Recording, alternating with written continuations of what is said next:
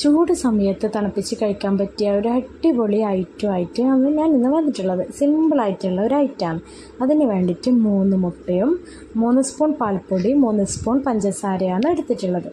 നമ്മൾ 3 മുട്ട ബീറ്ററിലേക്ക് പൊട്ടിച്ചിട്ടിട്ടുണ്ട്. അതുപോലെ തന്നെ പാൽപ്പൊടിയും പഞ്ചസാരയും ഇതിലേക്ക് ഇട്ടിട്ട് നന്നായിട്ടൊന്ന് മിക്സ് ചെയ്യാം.